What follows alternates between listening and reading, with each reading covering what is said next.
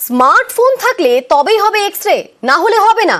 আজব নিয়ম কোচবিহারের এমজেএন মেডিকেলে, আর এর জেরে রোগীদের ভোগান্তির এক শেষ।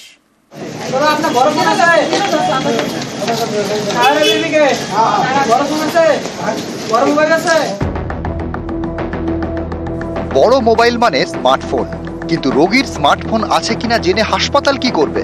আসলে কোচবিহারের এমজেএন মেডিকেল কলেজ হাসপাতালে চলছে এখন আজব নিয়ম। স্মার্টফোন থাকলে তবেই হবে এক্স-রে, না হলে হবে না।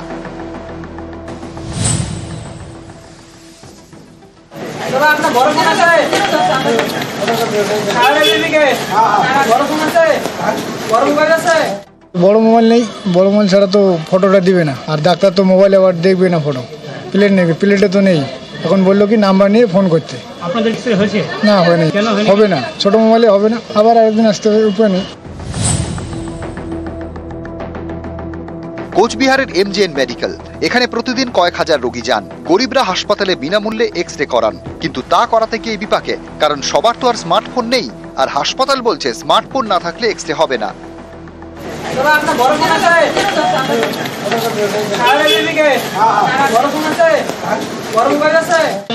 বড় মোবাইল লাগবে, বড় মোবাইল তো নাই আমাদের কাছে। আমাদের নোকিয়া মোবাইল আছে, নোকিয়া মোবাইল তো হচ্ছে না। কেন এই আজব নিয়ম? জানা গিয়েছে এক্স-রে মেশিনের প্রিন্টার খারাপ, তাই হাতে হাতে এক্স-রে প্লেট দেওয়া যাচ্ছে না। বিকল্প হিসেবে স্মার্টফোনে হোয়াটসঅ্যাপে এক্স-রে প্লেটের ছবি পাঠানোর ব্যবস্থা করেছে কর্তৃপক্ষ। এতেই ভোগান্তিতে বহু রোগী। যাদের স্মার্টফোন নেই তারা এক্স-রে করাতে পারছেন না। বড় মোবাইল নেই, বড় মোবাইল ছাড়া তো ফটোটা দিবে না, আর ডাক্তার তো মোবাইলে আবার দেখবে না ফটো। আবার আরেকদিন আসতে হবে, উপায় নেই। বহু গরিব মানুষের স্মার্টফোন নেই, তা বলে কি তারা সরকারি হাসপাতালে এক্স-রে করাতে পারবেন না? তাহলে তারা যাবেন কোথায়? কয়েকজন পেশেন্ট এক সপ্তাহ পরে আসার পরেও ঘুরে গেল, ওদের কাছে বড় ফোন নাই। আমারও তো বড় মোবাইল ছিল না, পরে এক বন্ধুর থেকে বড় মোবাইল নিয়ে এসে এই এখন মোবাইলেই রিপোর্ট নিতে হবে। রোগীদের অনেকে বলছেন বেশ কিছু চিকিৎসক স্মার্টফোনে এক্স-রে প্লেট দেখতে চাইছেন না, অর্থাৎ উভয় সংকট। এ নিয়ে হাসপাতাল কর্তৃপক্ষ দায় ঝাড়ার চেষ্টা করেছেন। ওটা আমরা অ্যাপ্লিকেশন দিয়েছি, ওটা তো আমাদের না, ওটা পিপিপি মডেলের। আমরা ওটাকে চিঠি করেছি, ওটাকে খুব শীঘ্রই সারিয়ে দেবে। মানে ওটা সরকারের পুরোপুরি নয়, তো তাদেরকে আমরা চিঠি করেছি, ওরাও মানে ওটা রিপেয়ারিং প্রসিডিউরের মধ্যেই আছে। কোচবিহার থেকে শুভঙ্কর সাহা, নিউজ 18 বাংলা। বারুইপুরে এবার অত্যাধুনিক ড্রোন পুলিশের। 22 কেজি ওজনের ড্রোনে মাইক, সার্চ লাইট। ড্রোনের সাহায্যেই করা যাবে মাইকিং। ড্রোন থেকেই ফেলা যাবে টিয়ার গ্যাসের শেল, ড্রোন থেকেই ফেলা যাবে স্টান শেলও। ফলে দূর থেকেই জমায়েত হটানো যাবে বলে আশা।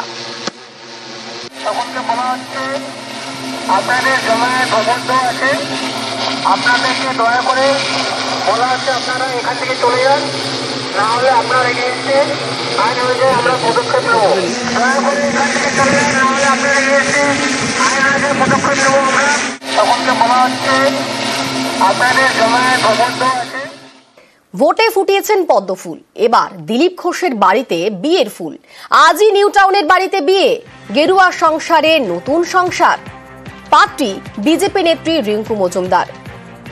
ইকো পার্কে মর্নিং ওয়াক দিলীপ ঘোষের প্রায় রোজকার রুটিন। সেখানেই তাদের আলাপ জমে। মাঝে মধ্যে ইকো পার্কে দেখা করতেন দিলীপ রিঙ্কু। ঘনিষ্ঠতা বাড়লে প্রেমের প্রস্তাব দেন রিঙ্কু মজুমদার, আর মায়ের অনুমতিতে বিয়েতে রাজি হন দিলীপ ঘোষ। এই মুহূর্তে আমাদের সঙ্গে সরাসরি রয়েছেন প্রতিনিধি পারাদীপ। পারাদীপ, বিজেপির দাবাং নেতা এবার বিয়ের পিঁড়িতে বসছেন। আজ বিয়ের আসর ঠিক কখন বসবে এবং সেখানে কারা কারা থাকবেন, কিরকম প্রস্তুতি?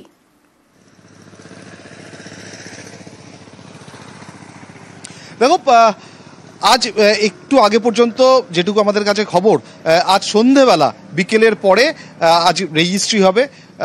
যে আনুষ্ঠানিক যে বিয়ে সেটা হয়তো পরবর্তীকালে হবে, কিন্তু আজকে যে রেজিস্ট্রার ডেকে সই সাবুদের যে পালা, যেটা অফিসিয়ালি বলা হয়, সেই অফিসিয়াল কাজকর্ম আজকে বিকেলের পরে সম্পন্ন হবে। ইতিমধ্যে কিন্তু দিলীপ ঘোষের কাছে দিলীপ ঘোষের যিনি মা, তিনি কিন্তু নিউ টাউনের বাড়িতে এসে রয়েছেন, এবং গ্রামের বাড়ি থেকে, অর্থাৎ মেদিনীপুরে যে গ্রামের বাড়ি, সেখান থেকেও তার আত্মীয়রা, তার ভাই, তারা এসে পৌঁছচ্ছেন কিছুক্ষণের মধ্যেই। এবং আরও যেটা জানা যাচ্ছে যে আগামীকাল দিলীপ ঘোষের জন্মদিন, এবং তার আগে আজকের সন্ধ্যেটাও কিন্তু বিজেপির ডাকসাইটের নেতা দিলীপ ঘোষের কাছে অত্যন্ত স্পেশাল। এবং একটু আগে দিলীপ ঘোষের সঙ্গে যখন কথা হচ্ছিল তখন তিনি বলছিলেন যে এই জীবনে সব করেছি, কিন্তু একটা কাজই বাকি ছিল, সেটাই সেরে ফেললাম। অর্থাৎ এই যে মানে বলা যায় না, বৈশাখ হয়তো ক্যালেন্ডারের হিসেবে বৈশাখ মাস পড়ে গেছে, কিন্তু দিলীপ ঘোষের জীবনে এখন পরিপূর্ণ বসন্ত। এবং তিনি যেটা বলছিলেন যে 6 বছর বয়স থেকে তিনি মায়ের সঙ্গে থাকেননি, এবং আজকে যে এই যে বিয়ে করছেন, বিবাহ বন্ধনে আবদ্ধ হচ্ছেন রিঙ্কু মজুমদারের সঙ্গে, যিনি বিজেপি পার্টিতেও অত্যন্ত পরিচিত মুখ, কিন্তু সবটাই পরিবারের কথা ভেবে, সবটাই মায়ের কথা ভেবে। তিনি বলছেন মাকে কখনো আমি দেখিনি, মায়ের সঙ্গে কখনো থাকিনি, তাই মা যখন এই আবদার বা এই অনুরোধটা করলো আমার কাছে, তখন সেটা আমি ফেরাতে পারিনি, এবং সেই কারণেই এই বিবাহ বন্ধনে আবদ্ধ হওয়া। তিনি বলছিলেন যে পার্টির যে কাজ, সেই কাজ যেমন করছেন, রাজনৈতিকভাবে যেভাবে সক্রিয় ছিলেন সেভাবেই সক্রিয় থাকবেন, কিন্তু তার পাশাপাশি একটা কাজ তার জীবনে বাকি ছিল, সেই কাজটা সম্পূর্ণ করে একজন পরিপূর্ণ মানুষ, পরিপূর্ণ পুরুষ হিসেবে তিনি পরিচিতি পাওয়ার জন্যই কিন্তু এটা করা, বিবাহ বন্ধনে আবদ্ধ হওয়া। এবং বারে বারে তিনি বলছিলেন যে আমি সব করেছি জীবনে। তোমার সঙ্গে দিলীপ ঘোষের কথোপকথনটা ঠিক কি হলো আমরা দর্শকদের শোনাবো। বাস এটাই বাকি ছিল, বাকি সব হয়ে গেছে, দায়িত্ব পালন সেটাও পরিক্রমা পুরো হয়ে গেল, যেন পরের বারে আবার এর জন্য পৃথিবীতে আসতে না হয়, মুক্তি এখান থেকে। হ্যাঁ, বাকি সব হয়ে গেছে, তো এটাই বাকি ছিল, তখন এটাও পুরো হয়ে যাবে এবারে। আপনি মা আছেন, মায়ের দায়িত্ব কোনদিন পালন করিনি, এবার এটাই পালন। এবারে মায়ের সেবা করবো, মার সঙ্গে কোনদিন জীবনে থাকিনি আমি 6 বছর বয়স, তো মা আমার কাছে থাকতে এসছেন, আমি বেরিয়ে গেলে ওনাকে জল দেওয়ারও লোক নাই, তাই একবার সেই দায়িত্বটা পালন করার দরকার ছিল, সেটাও করছি। এটি যেমন করছি করবো, পার্টি যে কাজ দেবে সেটা করবো, ওটা তো আমার হাতে নেই। এখন মা আছেন, আমি আর 3 জন, তো 3 জনের ফ্যামিলি। বাকি আমার ভাই এদের জন্য যা করার, তাদের ছেলে মেয়েদের পড়ানোর দায়িত্ব পালন করেছি, এটা বাকি আছে। মা আছেন বয়স আমাকে থাকতেন, তাকে দেখাশোনার জন্য লোক চাই। আমরা 20 জন থাকি বাড়িতে, উনি একা মহিলা, 84 বছর বয়স, সেজন্য তার সহযোগী চাই, সেজন্য আমাকে এটা করতে হয়েছে। জীবনে শুধু বিয়েটাই বাকি ছিল বলছেন দিলীপ ঘোষ, আর অপরদিকে বোল্ড দিলীপকে জীবন সঙ্গী পাওয়া golden opportunity. News 18 Bangla exclusive, BJP নেতার বেটার হাফ।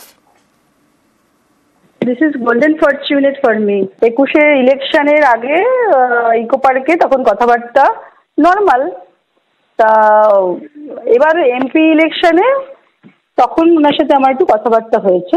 যখন উনি হেরে গেলেন তখন আমি একটু ঘন ঘন যেতাম পার্কে, তখন মনে হলো এখন ওনার কাছে ভিড় কমে যাবে, পাওয়ারে তো মানুষ যখন থাকে তখন অনেক মানুষের ভিড় থাকে। তো এনিহাউ ওনাকে আমি মিড অফ সেপ্টেম্বর, আমি যখন আমার সেটেলমেন্টের কথা ভাবি, তো ওনাকে আমি একটা জাস্ট প্রস্তাব দিই, কারণ আমার ক্রাইটেরিয়া ছিল নিউ টাউনের মধ্যে, আর তাকে পলিটিক্যাল হলে আমার পলিটিক্সটাকে সে অ্যালাউ করবে। তো এরকম নানা কিছু ভাবতে ভাবতে অ্যাপারেটলি তখন আমার মাথায় আসে যে আরে আমার কনস্টিটিউয়েন্সিতেই আছে মোস্ট ব্যাচেলার, অনেস্ট আছেন, বোল্ড আছেন, তো ওনার এই সমস্ত প্রিন্সিপালগুলো আগেই ভালো লাগতো। তখন আমি মনে হলো আমি ওনাকে প্রস্তাবটা দিয়ে দেখতে পারি। তারপরে যাই হোক 3 মাস টাইম নিয়েছেন, কথার মধ্যে দিয়ে আমাকে জানা বোঝার চেষ্টা করেছেন। তারপরে ওনার সামা হয়তো মনে হয়েছে না ঠিক আছে, উপযুক্ত হতে পারে। তারপরে মায়ের সাথে কথা বলেছেন, তারপরে আমাকে মতামত জানিয়েছেন।